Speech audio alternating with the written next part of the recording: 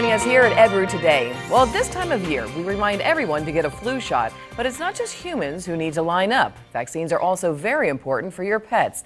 And to talk more about when to vaccinate your dog or cat is Dr. Mary Beth Morgan. She is a veterinarian at Red Bank Animal Hospital in New Jersey, and thanks for joining us here. Thank you. All right, let's talk about vaccinations for your pet. Yes. Let's start first. Is there a difference for puppies and for, I guess, a dog that's a year old or older? Yes. Yeah, I think across the board there's a pretty standard protocol for puppies and kittens that they require broad spectrum vaccines at like 8, 12, and 16 weeks of age.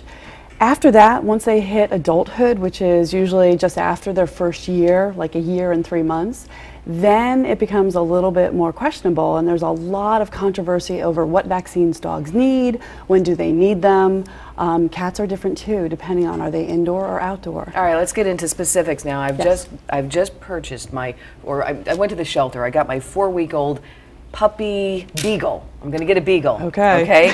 What do I need to do for a puppy? So for a puppy, basically, there's what's called a distemper parvo vaccine, and it's a combination vaccine, and this helps protect them usually against 4 or 5 different viruses that are going to cause anything from gastrointestinal signs, vomiting, diarrhea, upper respiratory signs, and even in the case of distemper, seizures. So typically, to cover that period when mom's maternal antibodies are decreasing, we want to boost them with these vaccines at approximately 8, 12, and 16 weeks of age. Okay. If they're going to be going to a puppy class, which I do highly recommend, you probably should also get what's called a bordetella or kennel cough. It's like a cold, so I always equate it to when you take your kid. Yes, and actually, not to confuse it, there is a flu shot for dogs now. Really? We had an outbreak of what's called canine influenza starting in Florida a couple years ago. So we have parainfluenza, which is upper respiratory infection, but now we have influenza, which is actually a real, true flu-like virus. Well, see, I just learned something right there. All right. Okay, what about for the kittens? Is it the same thing? Kittens is pretty much the same thing. We call it a distemper vaccine. It covers 2 upper respiratory and 1 gastrointestinal. That they also should have the same time frame, so at like 8, 12, and 16 weeks of age. What I don't want to forget, what's most important, is when they are between 4 and 6 months of age, their first rabies vaccination. Of course, that's very important. Yes, and that vaccine, the first time they get it, is good for 1 year, regardless if they get it at 6 months of age or 6 years of age if we don't know a prior history. After that, when they get boosted, it's good for 3 years. Oh, okay, there you go. Not all cats and dogs like those shots, just like humans. No. All right, what about for an older dog or cat? Like, what happens as they get past, say, 10 years of age? I think, like a lot of my colleagues, tend to be a lot more conservative with vaccines these days.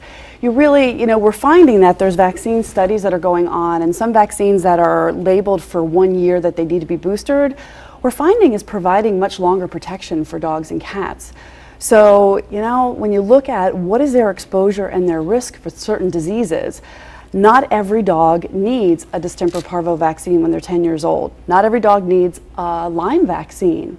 If you have a dog that pretty much, a little white fluffy dog that is not out hunting with Labradors, do they really need a Lyme vaccine? Because they have to be contacting ticks. Okay. So, I think one of the most important things is to really talk with your vet as far as what do you feel your dog or cat really needs. But probably that cold and flu vaccine is good for all ages, is that correct? It's good for all ages. It really only need it if your dog is going to be kenneled. Okay. It's going to be in contact, high volume of numbers of dogs. If your dog's pretty much a home dog, or if you have a pet sitter that comes to your house or a dog walker, you really don't have the exposure. So, I truly believe only give them what they need.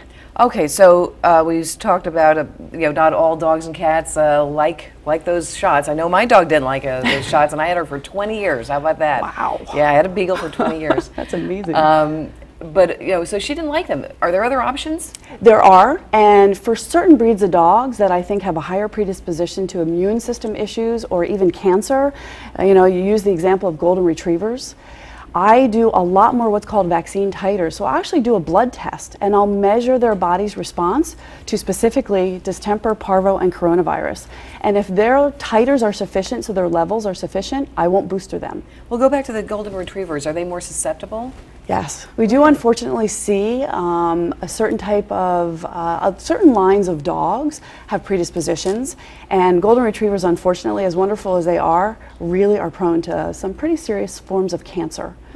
So, you know, we don't know. Vaccines do good things by stimulating the immune system and protecting them against diseases.